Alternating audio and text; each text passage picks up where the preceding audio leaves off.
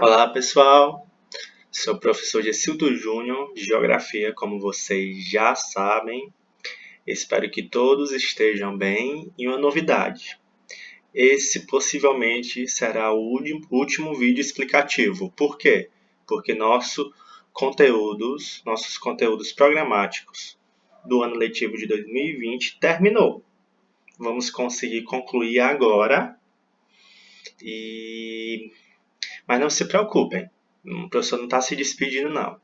Eu ainda vou gravar um vídeo. Dessa vez eu vou aparecer para desejar a todos uma mensagem de fim de ano. Porém, agora é o FFF, que é o quê? A força, o foco, principalmente agora, porque estamos nas vésperas da avaliação final de geografia, e a fé, porque essa pandemia está apresentando melhoras, porém devemos continuar tomando os devidos cuidados, né? E vamos ter fé para essa pandemia acabar logo em 2021, todo mundo estar nas aulas presenciais. E vamos estar sim, vamos ser otimistas. Então, na atividade domiciliar de geografia dessa semana, vamos estudar a região Nordeste, a nossa região, nossa querida região arretada, os elementos naturais, ocupação territorial, organização espaço-econômica e a subregionalização. Ok? Vamos estudar. Eu vou fazer um breve comentário, apesar que vai ser difícil, a nossa região querida. Alguns de vocês podem ser que não tenha nascido aqui, mas com certeza ama, porque tem lindas praias, enfim, vamos estudar agora. Vou tentar ser breve, ok? Apesar que vai ser difícil, mas vou conseguir. Vou passar um vídeo interativo bem legal também e leituras, tá bom? Vou dar um tempo maior para vocês fazerem essa atividade domiciliar. Então, a região Nordeste, como vocês já sabem, né, é formada por 9 estados, né, e ocupa aproximadamente 18% do território nacional. Então, assim, apesar de ser construído por 9 estados, ocupa apenas 18%. Para vocês terem uma ideia, como o Brasil é um país continental, né? É um país com grande extensão territorial, é um país enorme. E quais são os 9 estados? Alagoas, Bahia, o nosso Ceará, Maranhão, Paraíba, Piauí, Pernambuco, Rio Grande do Norte e Sergipe. Está aqui como tem aqui no mapa. E os climas dessa região? Professor, que clima é quente, é muito quente. É quente sim, porque nós moramos no Ceará, onde a capital é a nossa cidade de Fortaleza. Aqui podemos observar os climas, o mapa dos climas da região Nordeste. Essa parte em vermelho é um clima equatorial, que é um clima da floresta amazônica, e vai até a parte oeste do estado do Maranhão. Pega só esse pedacinho, tem influência do clima amazônico, né? O clima amazônico, que é equatorial, úmido, como vocês já estudaram.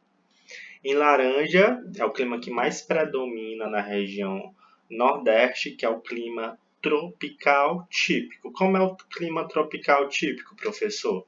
É o verão chuvoso e o inverno seco. De qualquer forma, é uma região com a temperatura elevada, muito elevada. Então, quando pensamos em inverno, não é o inverno da Sibéria ou do Rio Grande do Sul, não. É um inverno com uma temperatura com 2 graus a menos, ou 3, no máximo 4 graus a menos. É um pouquinho a menos, ok? Mas dá para sentir. E também tem um tropical litorâneo. O tropical típico é o laranja, o equatorial em vermelho, né? O tropical litorâneo é esse em verde, ó, que é a parte do litoral. Não pega todo o litoral, mas essa parte aqui leste do Nordeste, que vai do Rio Grande do Norte até a Bahia. Como é o clima tropical litorâneo, como tem influência da massa de ar equatorial e a massa tropical atlântica, é um clima tropical úmido, onde tem, por isso que tem a Mata Atlântica, ou a zona da mata, que está em verde. E também tem um clima tropical semiárido, aqui em amarelo. Esse clima tropical semiárido é bastante seco. Por quê? Porque aqui, ó, nessa extensa faixa na parte leste da região nordeste, existe o planalto da Borborema. Então, esses ventos com umidade, a influência do oceano que traz umidade também, é barrada nesse planalto da Borborema, que é um planalto, né? É um relevo bem alto, muito alto, e a precipitação, chuva, nesse planalto. Então a chuva é difícil chegar a atravessar o planalto. Então essa região é seca, semi-árido, essa região em amarelo. Ok? Vamos prosseguir. A partir daí, vamos entender as subdivisões regionais do Nordeste, que é a partir desse entendimento do clima. Foi subdividido em 4 sub-regiões. Quais são as 4 sub-regiões? É a zona da mata, em verde, que tem a Mata Atlântica, né? E o clima tropical litorâneo ou clima tropical úmido. Tem um agreste, que é uma vegetação de transição da Mata Atlântica para o sertão, né? É o agreste. Em amarelo, que pega uma boa parte do Nordeste ao sertão, onde se localiza nosso estado do Ceará. E em marronzinho, né? Essa cor terra é o meio norte, que tem influência do norte, né? Por isso que é chamado meio norte. Tem influência da floresta amazônica, tem influência de vegetação, do clima. Para vocês terem uma ideia, aqui a vegetação são a vegetação das matas de cocais. Como é a mata de cocais? São o babaçu, o açaí, a carnaúba. Então tem muitas influências dessa região aqui que está ilustrada em marrom ou em terra da região norte, tá bom? Vamos prosseguir. A Caatinga, que se localiza principalmente nessa parte amarela aqui, que é o sertão, né? É formada por vegetação arbustivas ou herbáceas, né? São vegetações adaptadas em estiagem. O que é estiagem? São regiões que chove pouco, regiões secas, que ficam um longo período sem chuvas, né? Não é uma região não florestal, é uma vegetação baixinha, né? Pois as árvores não são espécies vegetais predominantes, é mais vegetações cactáceas, xique-xique e palmas. Só que não vai cair na atividade domiciliar, ok? Mas mesmo assim, essas vegetações são muito secas. Existem algumas árvores secas, né? Porque perdem todas as suas folhas por conta do clima seco, né? E esses tipos de vegetação, como o professor já falou, são arbustivas ou herbáceas, né? Como pode ser observado nessa imagem aqui. Essas arbustivas é como cactos. Por que cactos? É uma vegetação que se forma aqui no período da chuva, quando chove, armazena água no seu corpo, né? na sua vegetação, e também armazena no subsolo, né, nas suas raízes, para essa água durar por muito tempo, já que passa por um longo período de estiagem. Já as arbustivas, né, geralmente apresentam folhas pequenas, não é como as cactáceas, que são os cactos que não apresentam folhas. As folhas são pequenas, de espessura grossa e de forma sempre espinhosa, né, para reter o líquido na época de chuva. Porém, essa estiagem pode durar por muito tempo, né, porque a Caatinga sofre períodos de secas rigorosas. Então, a diferença abortiva são espécies vegetal de pequeno e médio porte, cujo tronco é bastante curto, próximo ao solo.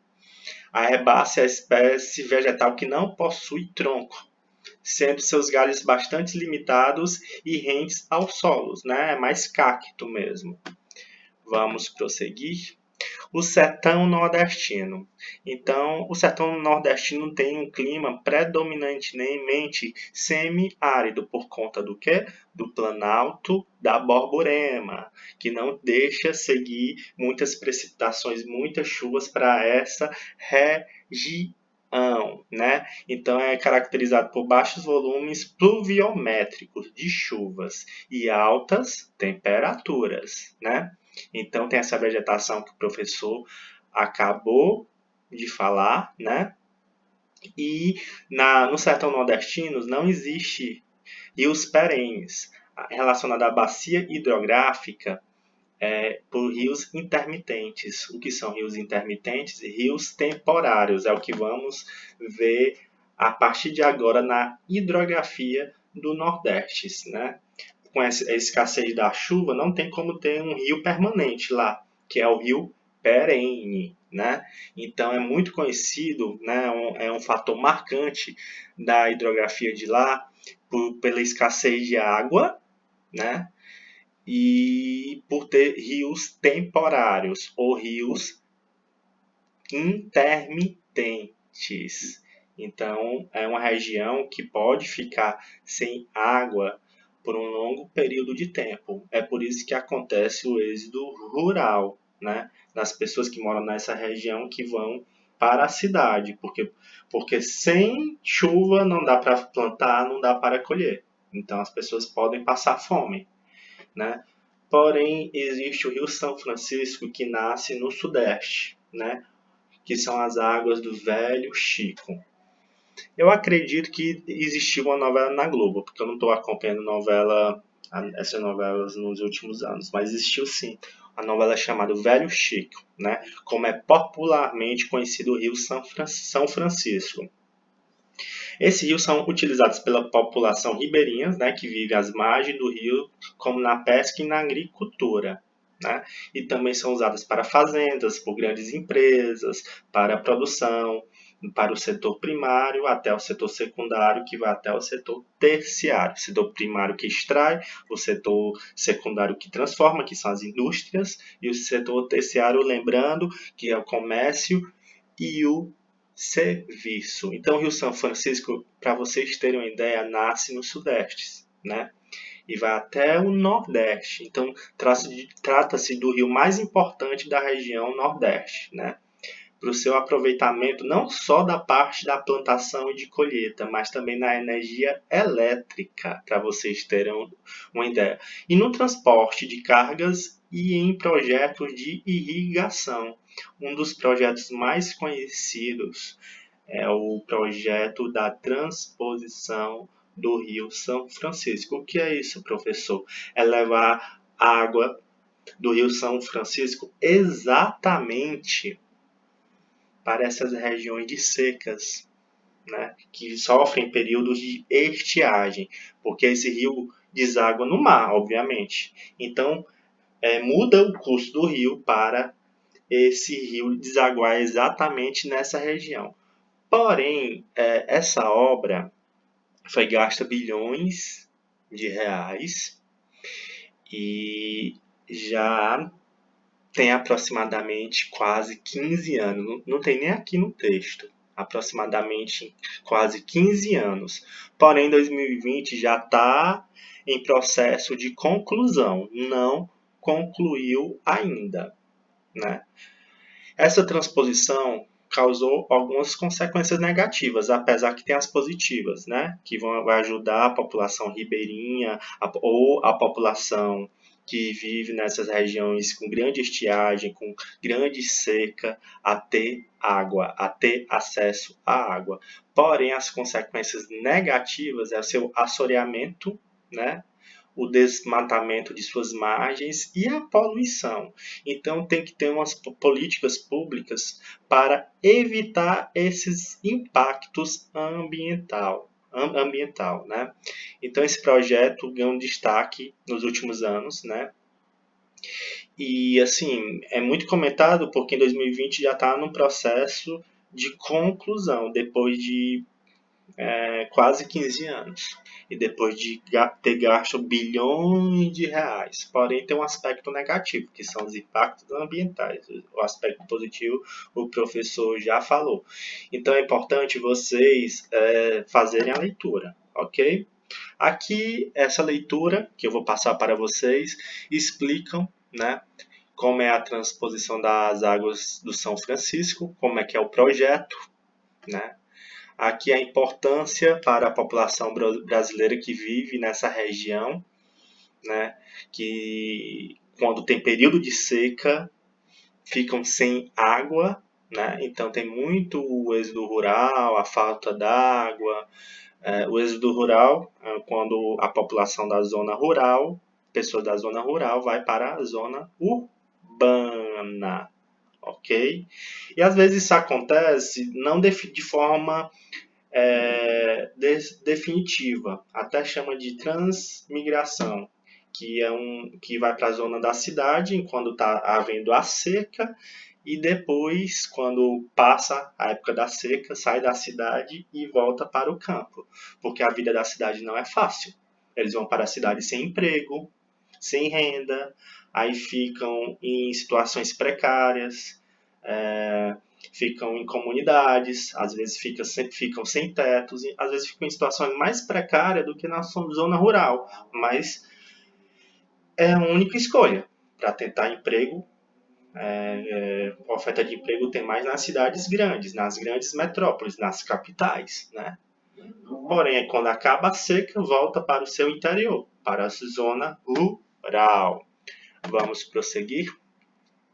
Aqui dá para compreender um pouco do espaço colonial do Nordeste, né? O passado colonial, que vocês já devem ter visto em história. Vocês podem observar muito nas paisagens em Fortaleza, no centro, nas paisagens culturais, né? Construídas pelos homens no decorrer do tempo. No centro da cidade de Fortaleza.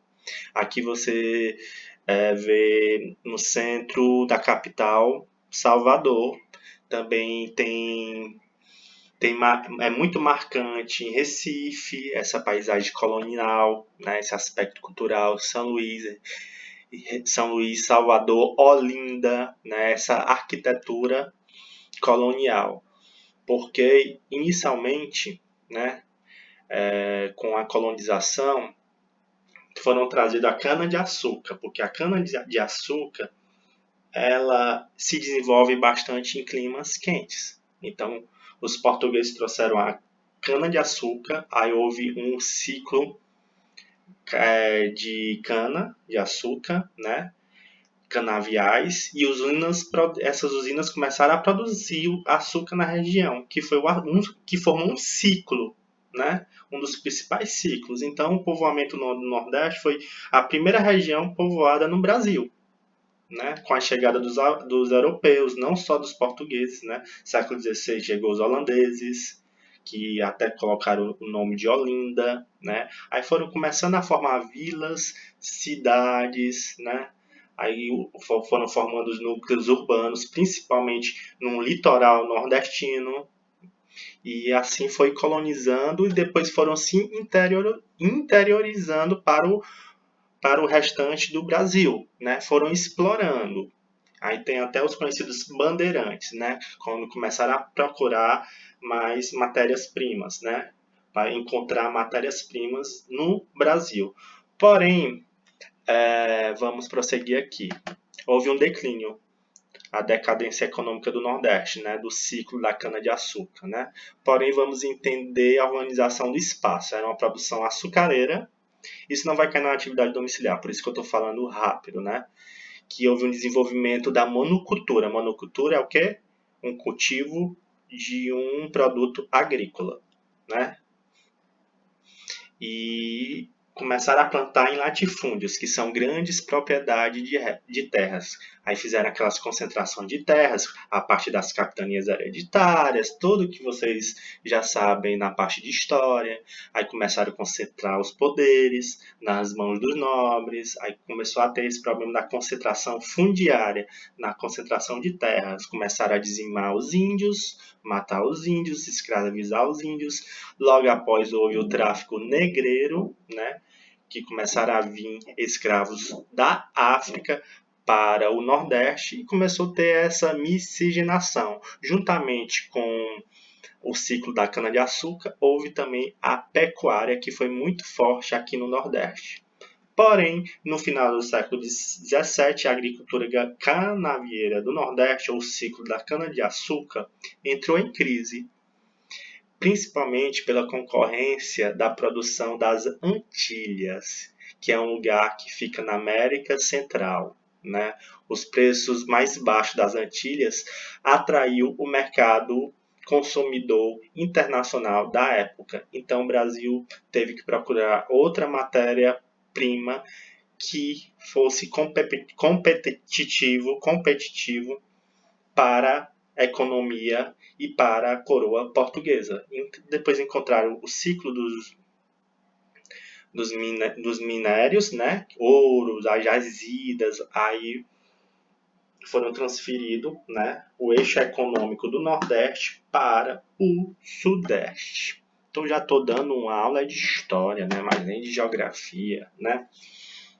Porém, nas últimas décadas, agora voltando para as épocas atuais, a economia nordestina apresentou um crescimento em todos os setores econômicos, que é o setor primário, secundário e terciário. Começou a ter investimentos em infraestruturas, como construção de estradas, energia eólica, exploração do petróleo no Rio Grande do Norte. Então começou a desenvolver nesses últimos anos, né? Então, isso favoreceu bastante a desconcentração industrial da região sudeste. Porém, porque antigamente falavam até os sertanejos vão para a região sudeste para conseguir emprego. Não, hoje em dia tem o que é que está acontecendo? Está acontecendo o processo inverso. Nordestinos que foram para o Sudeste estão voltando para suas terras. Mesmo porque o Brasil passa por um processo há décadas, né, principalmente na região Sudeste, de desconcentração industrial, né? Vários incentivos fiscais para a implantação de indústria no Norte, no próprio Nordeste, no Centro-Oeste. Então, isso aumentou a desigualdade social no Sudeste, fazendo que os sertanejos e os nordestinos voltassem para suas cidades natais, né? Para a sua região. Ok? Então, você observa a densidade demográfica, principalmente aqui nessa região leste do Nordeste, do Rio Grande do Norte até a Bahia. Olha aqui. A densidade demográfica está mais concentrada na zona da mata, né? Nessa parte da Mata Atlântica, na parte leste da região do Nordeste, do Rio Grande do Norte até Salvador. Apesar que nossa cidade Fortaleza, tem uma expressividade muito grande econômica, né? E populacional e cultural na região, né? Fortaleza já atualmente está juntinho com Recife, né? A capital maior do Nordeste é Salvador, depois vem Recife e Fortaleza caminhando juntinhos. Então, são as três principais capitais da região Nordeste. Eita, é muito slides, né? Então, as atividades econômicas, além do setor primário, né, que é aqui no Ceará o caju, né, a cana-de-açúcar para o álcool, a produção de álcool. Existem outras atividades também, como a implantação de estradas, os portos, né, e aeroportos, né. Então, nas últimas décadas, o Nordeste recebeu muitos investimentos em obras, né? E isso diversificou um parque industrial, modernizando a região com as instalações de fábricas de automóveis, né? Atividades econômicas muito importantes. Tá? O setor automobilístico, as motocicletas, refinarias, estaleiros e siderúrgicas. Então, tem um grande parque industrial na região Nordeste. E a agricultura também se modernizou, né? Hoje a região conta com importantes áreas de produção agrícola de irrigação, principalmente na porção interior, voltada em sua maioria para exportação de frutas tropicais, né? Então, nessa foto você pode observar o que o professor já falou. A transposição das águas do rio São Francisco que se encontra em conclusão. O PIB do Nordeste, que é o Produto Interno Bruto, a riqueza, né, a contribuição para a riqueza de todo o país, é em torno de 12%. Aumentou de 12% em 2004 para 14,15% em 2015.